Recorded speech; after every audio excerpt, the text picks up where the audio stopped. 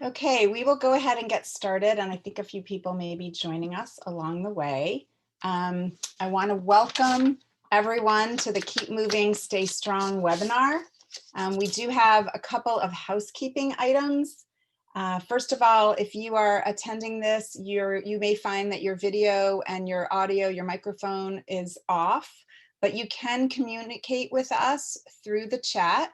Please use the chat function on Zoom to communicate any issues or questions you have about how the webinar is working, but please direct all of your content questions to the Q&A feature, and we will use the questions that come in on the Q&A. We will respond to all of your questions, or as many as we can get to, at the end of the presentation. So please feel free to submit to the Q&A at any point. We did have a quick poll at the beginning. We will also have a poll at the end. These are optional, but we do love to hear from you. So welcome to Keep Moving, Stay Strong. I'd like to introduce Ilana Gammerman, co-founder of Two Unstoppable, to introduce our panelists. And once again, good evening, everybody. And yes, I'm Ilana Gammerman, Two Unstoppable co-founder, and so glad that everybody has joined us this evening. And I have the wonderful pleasure of introducing our three panelists tonight. And first up is Dr. Elizabeth Feldman, who is a breast surgeon with Virginia Cancer Specialists. And she's also has been a top doctor awardee now for, I think, a couple of years, 2019 and 2020, both with the Washingtonian and also with the North Virginia magazines. We are thrilled to have Dr. Feldman also on our Two Unstoppable Board of Directors. And Dr. Feldman is very much a fitness enthusiast. And with that, she has a very keen interest in wellness and cancer. So welcome, Dr. Feldman. Thanks for being here. And next up is my esteemed colleague and Two Unstoppable co-founder, Michelle Stravitz. Michelle certainly wears many hats and juggles a lot in her life, but most notably, I'm so proud to work side by side with Michelle every day to inspire and support fitness for women with cancer. Michelle herself is a 5-year triple negative cancer survivor, and definitely fitness was key for Michelle during treatment, and certainly now into survivorship. It's a priority in her life. So she has lots of wisdom to share, and look forward to you hearing what she has to say. And then also thrilled to have Stacey Mann here to join us. Stacey is, as you can see, she's a super trainer. She's a running coach, a certified personal trainer. But what we love most about Stacey is that she is a certified cancer exercise specialist. And what this means for us and for all of you watching this webinar is she has a special skills needed to really work with the cancer population.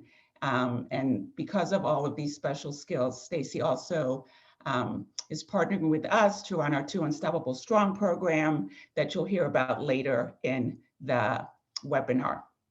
So again, I'm going to now just turn over the mic to Michelle and take it away. Thank you so much, Ilana. So I'm just here at the beginning. I'm going to just set the stage. There are 3 elements that we call part of the trifecta, which when you're diagnosed with cancer are going to impact your outcome and how things go for you. One is your individual biology. You don't have a lot of control over that, but that is something that you come to the table with. Another is your medical treatment, and you can choose your caregivers and your providers, but then there's the medical treatment that you have. And then there's an element that you really can take a lot of control over, and that is patient lifestyle. We typically say that there are 3 elements of this patient lifestyle that we are in control of as the patient or survivor of cancer. One is nutrition. The second is exercise, and the third is our emotional well-being. So we tonight are specifically focusing on exercise, but acknowledge and fully recognize that all of these are very important. So tonight, really our message is quite simple. The first thing we want to tell you is that exercise is good. We should all do more of it, but the key here and the difference is that is especially true if you've had cancer. We pretty much could stop here, but we do have a few more things we want to share with you, so we're going to go ahead and do that. One of our favorite quotes is from Prue Cormie, a researcher in Australia, and her quote, and we'll learn more from her in a minute, is, "If the benefits of exercise could be encapsulated in a pill, it would be prescribed to every cancer patient worldwide."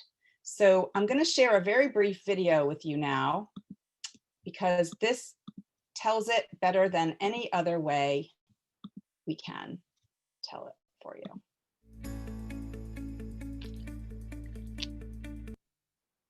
For many people diagnosed with cancer, exercise is the last thing they want to think about, especially if they're going through intensive treatments. So why exercise? Well, years of scientific investigation has established exercise as an invaluable tool to help counteract the adverse effects of cancer and its treatment. Research suggests that exercise may help patients live longer. People with breast, prostate and colorectal cancer who exercise regularly are approximately 10 to 60% less likely to die from their cancer than those who don't exercise. Regular exercise may also reduce the risk of cancer recurrence and help patients tolerate higher dosages of cancer treatments. We know that exercise minimises the severity of physical declines caused by cancer and leads to improvements in fitness, strength and balance that help make everyday activities easier to do. Exercise can also help reduce the severity of pain and the negative changes in body weight, especially the loss of muscle and gains in fat mass. And even though it may seem counterintuitive, regular exercise helps counteract the persistent fatigue experienced by many cancer patients. And in fact, patients who exercise regularly report higher levels of energy and vitality. The benefits of exercise aren't limited just to improvements in physical well-being, but also extend to enhanced mental well-being. Regular exercise helps fight the depression, anxiety and stress commonly experienced by people with cancer. And many patients also report that exercise helps clear the mind and improve their mood. Importantly, research has consistently shown that appropriately prescribed and monitored exercise leads to significant improvements in cancer patients' quality of life. So how can exercise do all of this? Exercise is an effective medicine because it improves the structure and the function of most of the body systems simultaneously. In fact, there's no medication or treatment that can positively influence as many body systems as exercise can. Undoubtedly, if the effects of exercise could be encapsulated in a pill, it would be the most widely prescribed medication in the world. And even if this pill had just a fraction of the positive health benefits of regular exercise, it would be viewed as a miracle drug.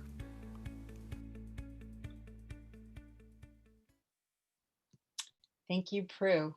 Now it is my honor and pleasure, to introduce, to introduce to you Dr. Elizabeth Feldman. Breast cancer surgeons are literally one of my heroes, and she saves lives every day. So I'm looking forward to everything that Liz has to share with us today. Thank you so much. But I will say that there is very little I can say to top what just was said in that video. Pretty much that's my entire talk here. But I'm happy to reiterate all the valuable things that Prue gave us. So we know that exercise affects the human body in so many different ways. And patients often say to me, I don't have time, or why. And the why is a really big deal. We know that it not only helps how your body reacts to medications, we know that it decreases the chances of metastatic disease. We know it makes drugs potentially more effective and even radiation more effective. It certainly makes undergoing all of these somewhat unpleasant treatments, or very unpleasant treatments, easier. And so the why is pretty easy. It changes our body's chemistry. It makes tumors fight your muscles for that blood supply that helps them grow. It It may even have beneficial effects against the tumors themselves. And there's lots of studies in breast, colon, and prostate to support this. And again, it increases the effectiveness of radiation therapy, chemotherapy, and immunotherapy.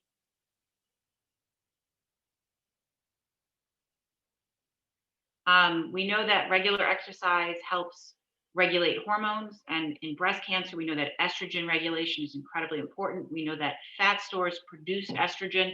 And the more estrogen you have, the worse it is for you. We know it boosts immunity. That's been shown time and time again that patients who exercise regularly have better immune systems. It reduces all the inflammation that makes us feel puffy. It makes us feel tired. It makes us feel like we can't do more. It has incredible anti-inflammatory properties from all these important hormones that are released from muscle. Definitely increases our health and well-being in terms of increasing epinephrine and norepinephrine, which are part of the fight or flight response. And it also, this increased blood flow that we encourage with this muscle building definitely helps blood flow to help transport drugs into cells. And when you're talking about chemo and endocrine therapy, this is incredibly important.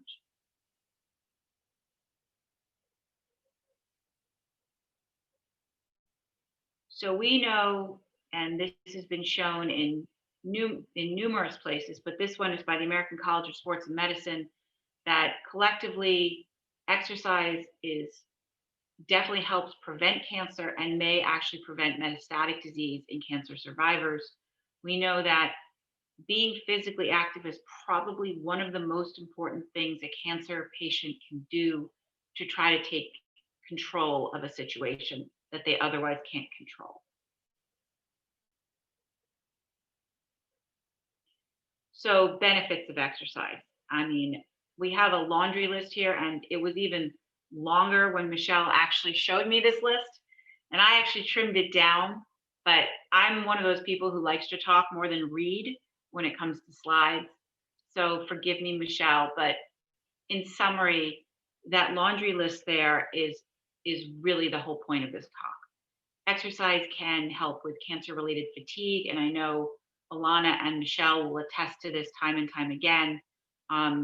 It helps you feel better. It helps you fit in your clothes. It helps prevent the muscle loss. You lose a lot of muscle by sitting around, and exercise combats that. And obviously, when you're getting chemotherapy, you're sitting around a lot more. You don't feel as well. But the more you do, the better you feel. It helps with mobility and range of motion. Certainly, getting out of bed in the middle of the night and feeling stiff is not something we all look forward to. So it helps with those kinds of things. The biggest thing that I see, it helps with anxiety and depression. The endorphin release with exercise cannot be understated in patients who are already anxious and depressed about a cancer diagnosis. It can help with lymphedema. Originally the thoughts were that lymphedema was increased with muscle buildup and with weightlifting. Actually, light weightlifting has now been shown, and I'm sure that Stacey can attest to this, to decrease the risk of lymphedema. And in fact, I had this conversation today with a patient about, trying to engage her muscles more, because the more vascular flow you have, the more your lymphatics develop, the less lymphedema you get. It definitely helps with osteoporosis and osteopenia. That's been shown in numerous studies, and a lot of the drugs that we give cancer patients, especially endocrine therapy with breast cancer patients, definitely decreases your bone health. And we know that weightlifting is probably the best thing you can do for bone health. Definitely, if you're tired, you sleep better. And there are a lot of patients that will tell you the fog that they get from chemotherapy is definitely improved with exercise. It helps focus you, and it helps keep you to attention. I mean, the National Cancer Institute tells us that physical activity has beneficial effects in terms of survivorship, in terms of weight gain, quality of life, cancer recurrence and progression, and prognosis.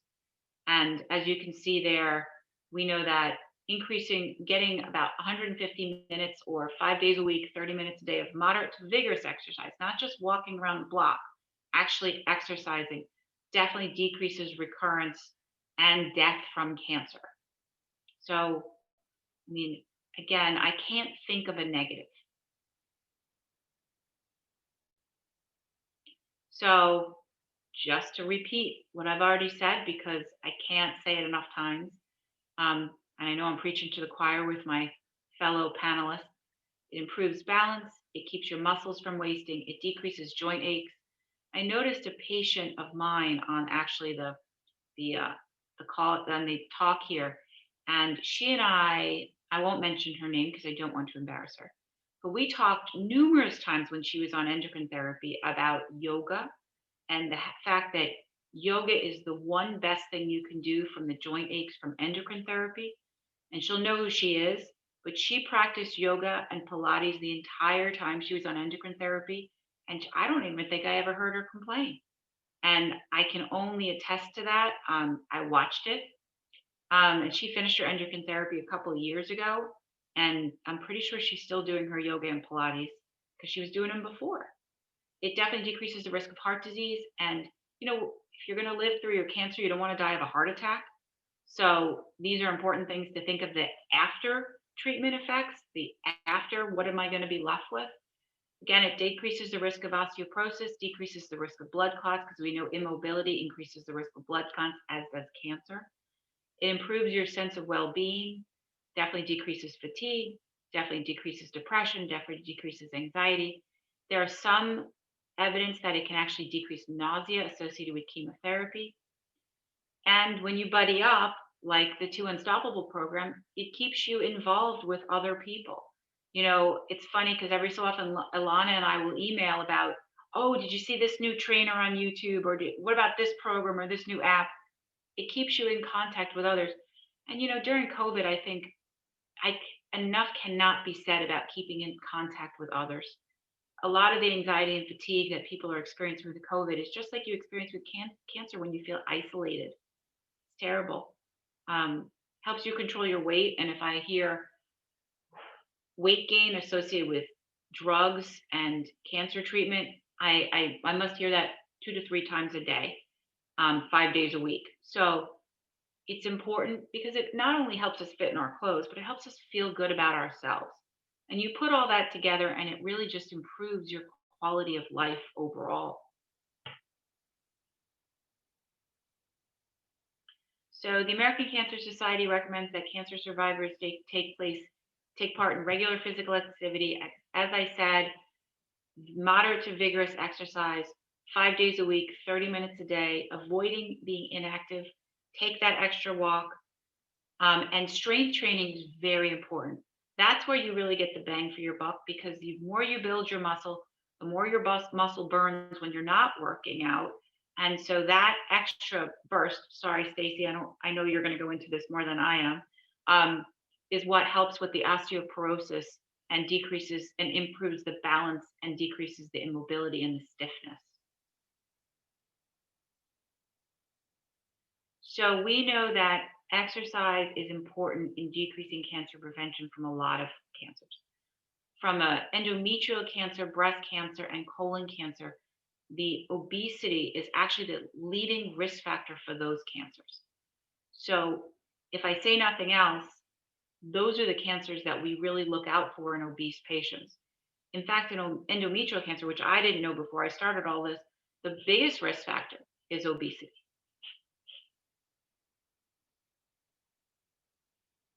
So the fact is that the benefits of exercise are indisputable, and no one's going to argue with you that fitting exercise into an already busy life is challenging. It's challenging for every one of us. I work, I have kids, and I still fit it in. And I'm sure they'll be making a guest appearance here at some point in time because they just can't resist. But the reality is that few women actually get the amount of exercise they need. And this is something that Two Unstoppable is very passionate about trying to correct and help with.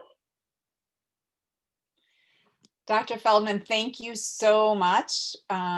Nobody tells it like you, and we really appreciate all of your insights. And I just want to remind everyone that you have the opportunity to ask Dr. Feldman some questions about this through the Q&A feature, and we will save time at the end for Dr. Feldman to answer your questions. So as she said, the facts, I think it's kind of hard to argue with what she just said in terms of the benefits of exercise. They're indisputable. And yet, most of us don't get the exercise we need. So why is that? Many people, you can look at how do people make decisions, and a concept is that we have a decision balance, right? You basically weigh the barriers versus the benefits. Well, she just made the benefits pretty clear. She made a pretty strong argument for why it's important to exercise when you've had a cancer diagnosis, and yet so many of us encounter many barriers. They include psychological barriers like, oh, I'm just not that athletic. I don't think I can do it. I'm not sure I'm really a gym type. There are physical barriers, and now it's true that there are physical barriers to even additional barriers to getting to a gym, right? Either they're not safe for us or they're closed. However, I will remind us that there are lots and lots of virtual classes available, and we'll talk more about that later. But other physical barriers, I don't have the space in my house, I don't have the equipment, I don't know how to find it. There are environmental barriers such as I don't have enough time, I'm driving my kids around all evening long, my work takes up too much time or too much of my energy. And all of us can come up with a list of, we could call them excuses or we could call them barriers. But ultimately, it's about balancing those and finding a way to have the benefits outweigh the barriers. So one of the barriers is actually how people define exercise. So I just want you to take a minute or two, like a couple seconds in your head, and say, what is your definition of exercise? Because many of us have an image in our minds. We have to sweat for 45 minutes at a gym. We have to have expensive equipment. We have to have an expensive outfit or fancy shoes, or we have to do it a certain way. But the truth is that exercise can be achieved in a lot of different ways. And at 2 Unstoppable, we encourage you to find and do what moves you. So the best exercise for you is the one you're going to do. And that's what we want to convey. So there are some myths that we want to kind of overcome here. One is you can't exercise during treatment. I think Dr. Feldman made it very clear that for most patients it is safe, and you want to talk to your doctor. You want to perhaps work with a cancer exercise specialist like Stacey here tonight, or in a class at a cancer support center or hospital, or through an organization like 2 Unstoppable, and we'll tell you more about what we offer. But it's not true that it only counts if you do it in a gym. It's not true that it only counts if you sweat a lot.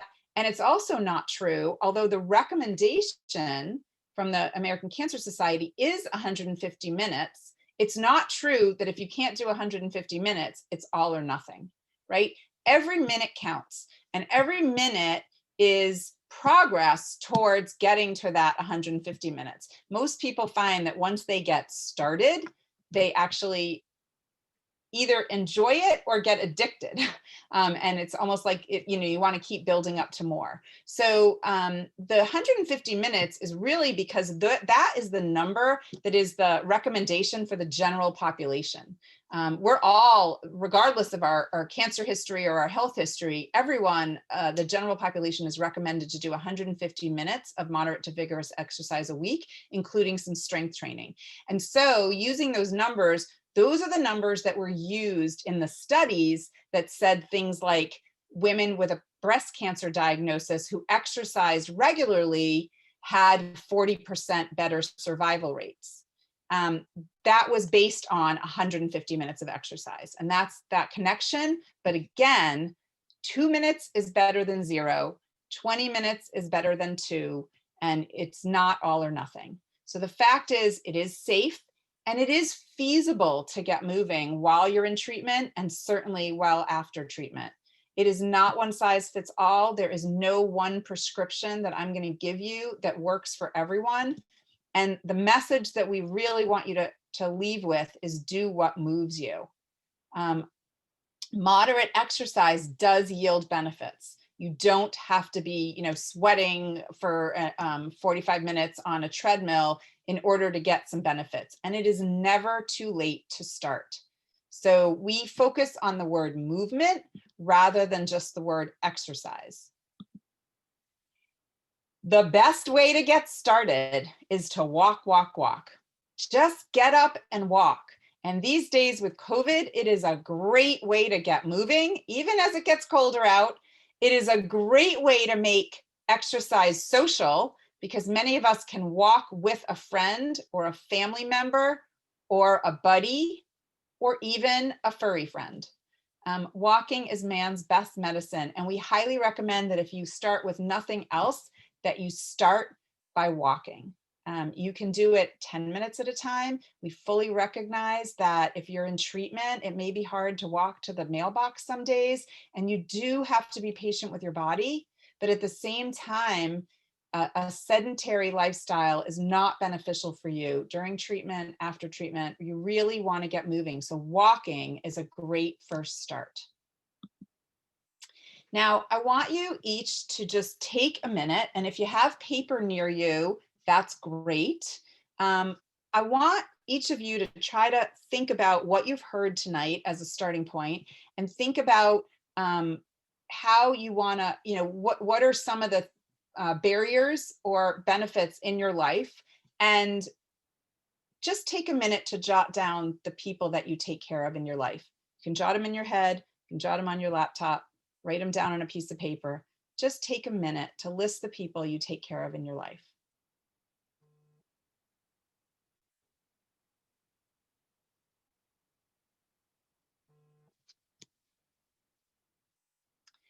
Now I want you to take a look at the list and notice whether or not you included yourself on that list.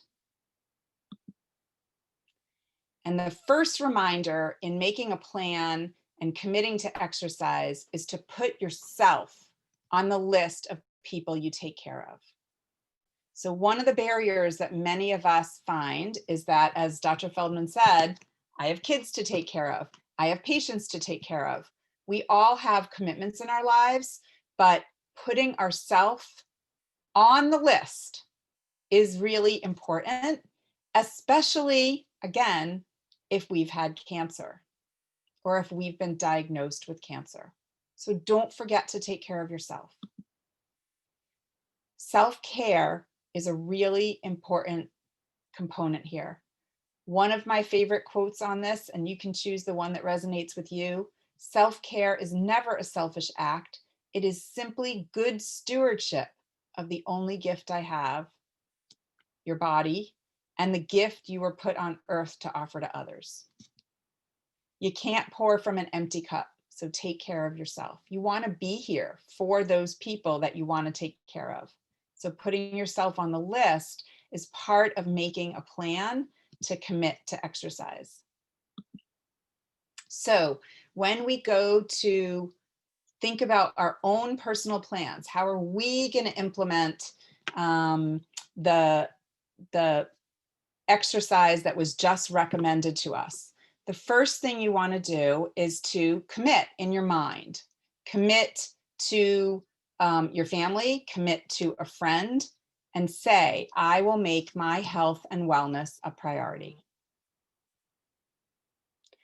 You want to ask yourself, am I willing to do what it takes to recover fully from this treatment, to keep myself in health, and to beat cancer? So that's the first thing, is getting it in your head that you're important here and you're going to commit to your own body. Just like when you got diagnosed and you committed to the difficult treatment that you may have had to go through. The second is to look at how you spend your time. And what is often really important is to specifically allocate time to exercise. Me personally, it is so easy to let it drop off the schedule. So I sign up. My approach is that I have to sign up for classes and put them on my calendar. I schedule my exercise on my calendar. I put this the time aside. And one of the wonderful things about all these virtual classes that are being offered is it takes less time. It's just simply more efficient now, right? Because you don't have to drive anywhere, and you don't have to park anywhere, and you don't even have to take a shower afterwards in many cases. So you can get your exercise done in a lot less time, but the important thing is to schedule it. And the last one is that concept of just making a plan. Figuring out what it is that is going to work for you. What exercise form is going to work for you? How are you going to get that done? Where are you going to access it? Where's it going to fit in? And one of the beautiful things is that Too Unstoppable is here to help.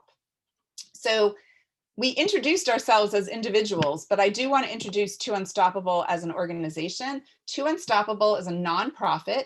It was co-founded by 2 breast cancer survivors, myself and Ilana Gammerman. And our whole purpose is to inspire and support women to incorporate physical and emotional fitness into their lives, both during treatment and after cancer treatment. So for both of us, fitness was an important part of our journey with cancer. For me, it had been in and out of my life before cancer, but the more I learned about how important it was for my quality of life during treatment, my quality of life after treatment, my recovery process, and also my likely survival rate, I really made fitness a priority in my life. And I wanted to share that inspiration with other people and help them find what works for them. So Too Unstoppable is here to inspire and support you. We have several programs to do that. One of them, we've mentioned the concept of social support and how important that can be. We've also mentioned the whole idea of having a buddy.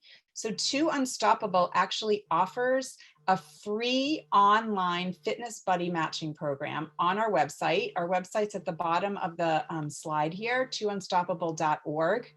And you can go online. It's kind of like a dating service. You can go online, set up a profile, and then you can scroll through and meet other women who have had a cancer diagnosis and are looking for a fitness buddy. You can find a buddy that meets your criteria. We don't select the buddy for you. So that may be someone in your zip code, but it may also be a virtual buddy, especially in this whole virtual COVID world. It may be someone who has a similar diagnosis to yours. It may be someone who likes the same kind of exercise that you do or has the same fitness goals that you do. It may also be someone in your age range. You might want someone who has a similar lifestyle to you. So it's whatever criteria are important to you. But the idea here is that studies have shown that with a fitness buddy, you are more likely to stick to a routine and to stick to a plan. So one of the elements you could put on your fitness plan is to find yourself a buddy. Another thing that Too Unstoppable offers is our website has a whole section on fitness resources. So we have a whole page on our website giving you ideas, videos, tips, articles, all to help you get moving. And one of the things we also provide is a link to many directories for you to find classes or personal trainers that are specifically designed for cancer patients and survivors. So Stacey Mann, who's one of our panelists today, and she'll be available for questions at the end, is a cancer exercise specialist. That is a personal trainer and a group class trainer who is specifically certified to work with cancer patients. And I know that many women feel uncomfortable about some of their side effects, or they're nervous about their lymphedema, and they're afraid to exercise, or they want someone to teach them that knows their side effects and knows some of their limitations. And so a cancer exercise specialist, or there are several other certifications like Yoga for Cancer or Pink Pilates, you can find a class or a trainer who's specially trained to work with you. And all of that is explained and available on our website. And then finally, Too Unstoppable offers a whole wealth of virtual fitness events and classes. We have a variety of events every month, and they're all virtual now, so it doesn't matter where you're located.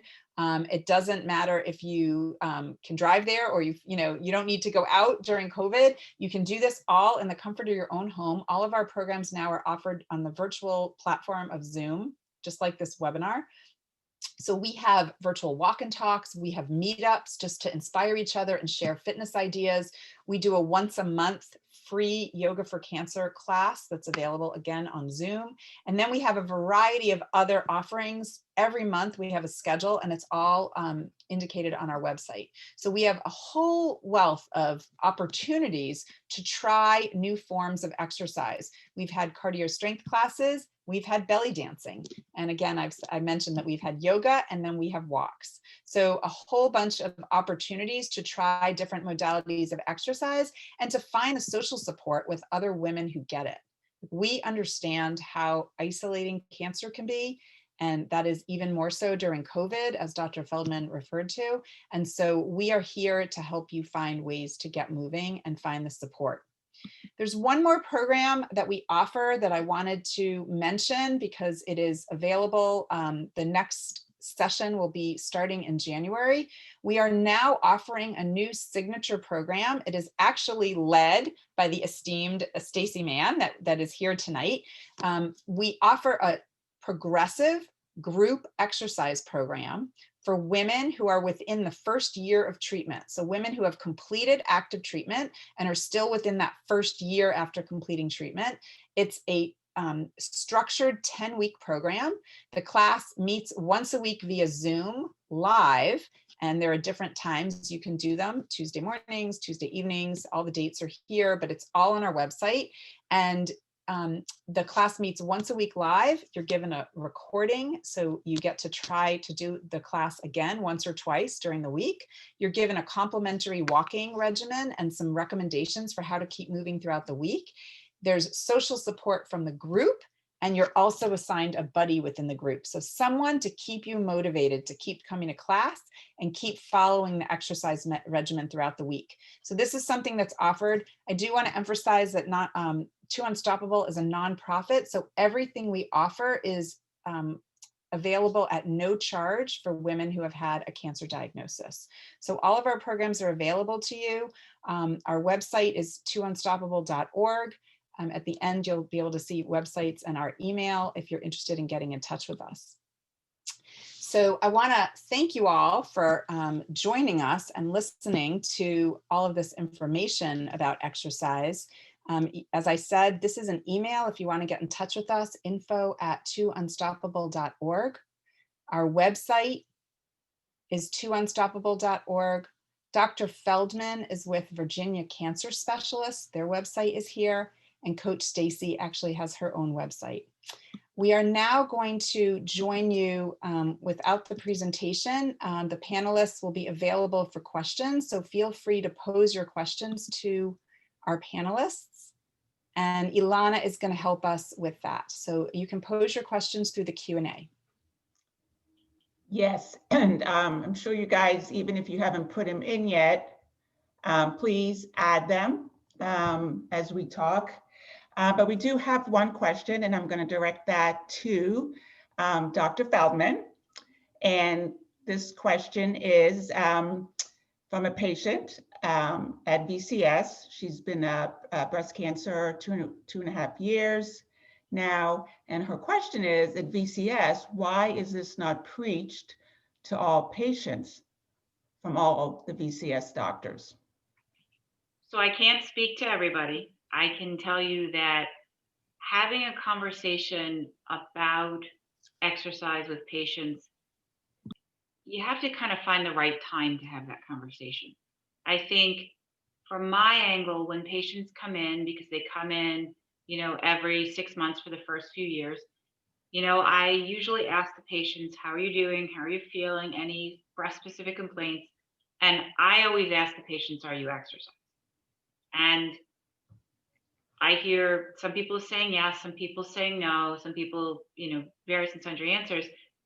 But I'll tell you, as a physician, it's sometimes a very awkward conversation to have. Patients complain about weight gain a lot. And I was always amazed when I saw patients for the first visit at how many patients in the United States are actually overweight at baseline. And how many doctors, primary care specifically, are very uncomfortable and embarrassed to have that conversation. Like, what are we going to do about it? And it's a we thing, right? It's a what what do you want to do, and what are the resources I can give you? You know, at VCS we have nutritional counselors, so I do bring that up. But you know, in the old days prior to COVID, I had flyers all over the place for Two Unstoppable. I mean, I think Michelle dropped them off like every couple of weeks, and we they were gone in every couple of weeks. You know, now we can't do that because we can't have flyers because we don't want people touching things. So there's no flyers in the waiting room anymore for a lot of good programs and opportunities. I guess my long and my short of the answer to that question is we should be. And there it's sometimes a hard conversation to have with patients because people don't want to have those conversations. Not all patients do. And when I do bring up exercise to patients, sometimes I get patients who don't want to talk to me about it, and they're embarrassed and they're ashamed and they feel like that um, they've failed me by not even trying. And as Michelle said, you've got to put one foot in front of the other and start. And everybody's exercise capacity is different at the baseline. It's all about building and growing and continuing and doing the best you can. So I guess my answer to that is I apologize. I wish everybody was as passionate about this as I am and as educated about this as I am. Thank you, Dr. Feldman. That was a great answer. This next question I have, I'm going to pose to you, Stacey. And this is also a BCS patient of Dr. I'm going to say it right, Dendelores. And for exercising, does brisk walking or hiking contribute effectively to the 150 minutes a week, or is something such as aerobics or Zumba more effective? I was BRCA1, so I had my ovaries removed this summer, so the weight is harder to lose. Yeah, absolutely. I mean, if you are walking briskly and using it's sort of a talk test. So if you are walking with someone or you want to try to call someone on the phone, and if you can't talk without saying breathless like this, then you're walking briskly enough to get that heart rate up and to get that metabolism boosting. You absolutely could try something like aerobics and Zumba to challenge the body in a different way so that your movement becomes your body, you keep your body guessing as to what kind of movement is coming next. Also with the challenge of now the lack of hormones and being in menopause, you're going to want to add some strength training into your walking and hiking if that's what you're doing, mostly so that your muscles, you're building those muscles and you're increasing that metabolic burn throughout the day. It's also going to be helpful for you, especially as Dr. Feldman mentioned, with osteoporosis and osteopenia as you get farther into losing those hormones. And maybe just to follow up on that, Stacey, I know we get a lot of questions from the community is now that it's COVID, we're home, a lot of women don't have equipment to exercise, so we can go outside and sometimes I'm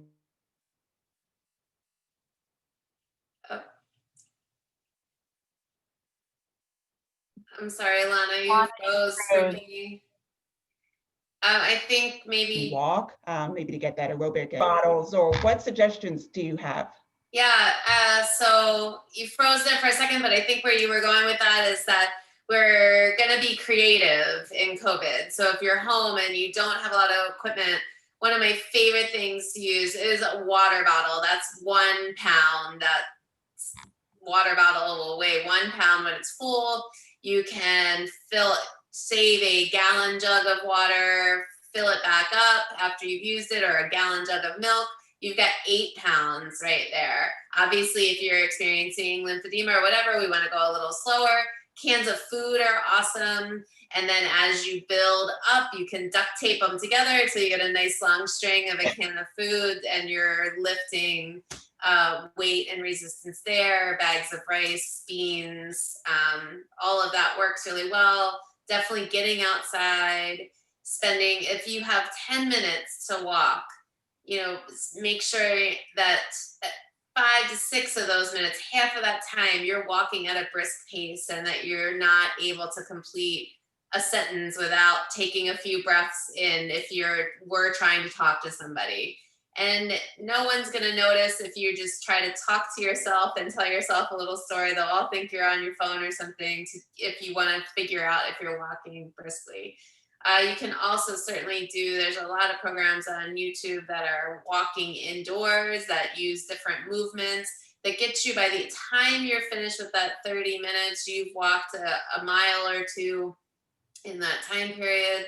And just walking forwards and backwards and moving the arms and legs, making those major muscle groups work will get that heart rate up as well. Really great suggestions. And then I'm just going to move on here with a question for Michelle. Michelle is one of the most resourceful people that I know. So I thought, besides all the wonderful services that we offer at Two Unstoppable, I think Michelle just accesses so many resources herself. So what other suggestions also with COVID that you've used to incorporate exercise? Tell us a little bit about the different Zoom workouts that you do. And what so there really are so many great options out there. My personal regimen includes yoga classes that are via Zoom, a bar class once a week. So that includes some weights and all kinds of resistance workouts. I do take several classes through the Inova Life with Cancer program. That is an available program, also free of charge to anyone in the Northern Virginia area. And actually, now that all of their programs are virtual, actually anyone can access it from anywhere. So they have a whole host of classes, and they range from Tai Chi to yoga to cardio strength classes to dance parties. I take a cardio drumming class once a week. That is a super joyful class. It is available to anyone who wants to join in. It's once a week. It is music. It is movement for the upper body, great mobility for those of us who have had breast cancer, radiation, surgery that has maybe tightened up some tissue on one side. And then it's just incredibly joyful. So I really recommend, dancing. I recommend finding things, all kinds of virtual classes. You can look them up. There are YouTube classes that are recorded, and then there are also live classes. For me personally, I do better in a live class via Zoom. So it's all at home. I've made a section of my house as my home gym, but some people like to do YouTube because they can do it whenever they want at any time of the day or night. So it's really what works for you. Again, do what moves you. Find the resources that work for you. And then some people do better with a personal trainer. So you can go on our website and find a cancer exercise specialist that'll work with you individually, or you can do a group class like Two Unstoppable Strong. Yeah, really, there's just so much out there. And definitely also encourage everybody, if you haven't accessed all of the amazing programs at Life with Cancer, they have just a great variety of classes. I just wanted to briefly ask you, Dr. Feldman, I know you spoke about that, it's certainly safe to exercise with lymphedema, but is there some precautions for exercise that women should be sensitive to? I think the biggest precaution is, as Stacey mentioned, and Stacey's really good about this stuff, is understanding that you have to build slowly. You don't just go out and pick up 10-pound weights. You need to start with 1-pound weights or soup cans or 2-pound weights or water bottles. And you have to build, and you have to do it slowly, because the problem is if you do it too quickly and you injure yourself, it's hard to get back to it. But you really can't hurt yourself. You just have to, and that's why working with like a certified trainer may be a good idea in the beginning, just to get some ideas and to learn some movements. The biggest thing is stretching. And you know, as we all know, you don't stretch to the point where you can't move. You stretch slowly and you grow. And so, you know, there's a lot of the, you know, if you want to start somewhere, a lot of it is just effective stretching and loosening up of muscles and fascia and joints. So I don't know that there's a limit. It's just listening to your own body and understanding it's not going to feel comfortable in the beginning, but you shouldn't be uncomfortable. And then growing your comfort level with what you're doing to the point where you again don't feel comfortable, but you never feel uncomfortable. Is that how you would phrase it, Stacey?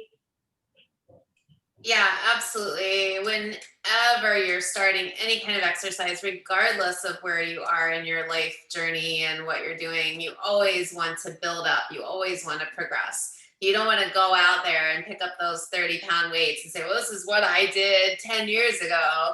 You need to rebuild that strength and rebuild that thing, and definitely listening to your body. Particularly when it comes to lymphedema, you want to make sure that if you are at risk for lymphedema or you currently have lymphedema, that you increase things gradually. You take it very progressively. You wear your compression sleeves if you've been prescribed them or told by a doctor that you need to wear those compression garments.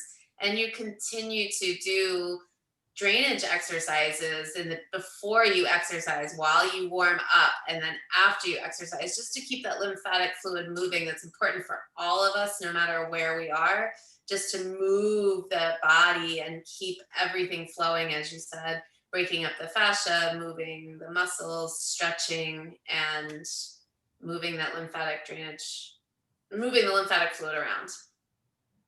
Awesome.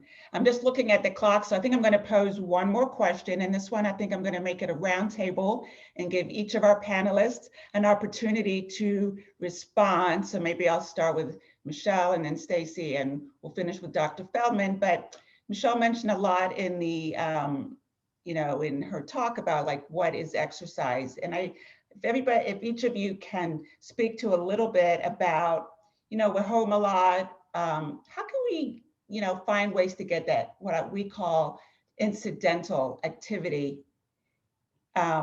which into your workout? Or how can that help you get that 30 minutes, you know, a day? So if anybody wants to just chime in with maybe how you do it, or what are some great ways that we can incorporate and get what we need through just being around our homes. So you asked me to start. I'm so glad you asked that question, because I think incidental exercise is a really important part of getting moving. It's part of not just adding up to your 150 minutes, which it does contribute to, but it's also part of thinking of your day as being broken up into lots of opportunities to move. So it's so easy during COVID and all of this Zoom stuff that we're on to just sit. And it's very, very important to keep moving. So to get up and walk around, to go up and down the stairs of your house. People are doing a lot of gardening right now. So that is a form of exercise. It's actually great for lots of parts of your body. I personally am cleaning my house myself now, and we're here all the time. So I'm doing more of that. I'm reaching up to dust. I'm moving the vacuum. I'm going up and down, carrying things. So that all counts. That's all movement. For the rare times that you do get out, I'd recommend parking further away in the parking lot. Give yourself those extra steps. Don't try to find the best close spot. Think of it as a gift to yourself when you park far away and walk all the way across the parking lot. Those are all opportunities. And then of course, for me personally, keeping a social life active during COVID involves a lot of walks outside with neighbors or friends. So those are some ideas that I have, but thank you for that concept. Stacey? So one of my favorite things to do is making sure that if you are going into an office building or you're going somewhere, you're going to take the stairs instead of the elevator. It's safer during COVID, I think, to take the stairs instead of the elevator. I like to, before I sit down in a chair, I'm going to pretend I'm going to sit down in a chair. I'm going to do a couple little squats, little sit to stands, nothing big. Moving, if I need to get something that's on one side of the kitchen, I'm going to go all the way around that island and move and get something from the other side, instead of taking a shortcut. There's just little things around your house, you know, maybe stopping on the stair, on that bottom step of the stairs, so you're not going to fall, and raising and lowering on the balls of your feet, so you're getting some calf exercises in, some little things like that. Take that can of food before you open it and do a couple little bicep curls. All of these things are helpful to just keep that energy flowing through your body and to make you feel good. Awesome ideas. And Dr. Feldman? Well, everybody took all my good ideas. I mean, I'm terrified of elevators now because I don't want to be trapped in a small space with strangers. So I tend to take the steps.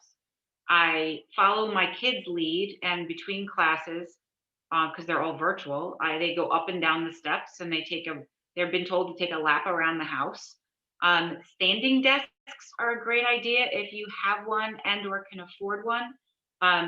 Or there's treadmill desks, there's bicycle desks. I'm just somebody who gets up and down a lot. So even if I exercise and then I go to my office and I'm back and forth down the hallway seeing patients, and then I get home, on average, I end up doing a couple thousand steps just when I get home. Laundry, so much laundry. Dishes, stretching to put the cabinets in the high place. And I haven't had radiation and I'm still doing it. You know, putting away groceries, so much groceries coming to my house all the time because I don't go to stores because, again, you know, trying to minimize risk so I can be there to operate on my patients and see my patients. But, you know, y'all are sharing, like, this is all common sense stuff. It's just trying not to sit. And, you know, one of the things that when I'm eating, when I shouldn't be eating, which is one of the other problems that everybody's having right now, is that I've read and I've seen and I try to remember, is when you feel like you need to eat and you know you're not hungry, get up and take a walk. Walk around your house, walk up and down the steps, walk in and out of rooms, find something else to do. Think in your head, am I really hungry? Do I really need that extra snack? And if you do, good, eat it. And if you don't, maybe don't go back in the kitchen. On that standing desk idea, if you want a really cheap one, those Amazon boxes that are coming into your house like crazy, make a stand-up desk with that in a nice tall box or a stack of books and put your computer on top of it. You can stand up and use it.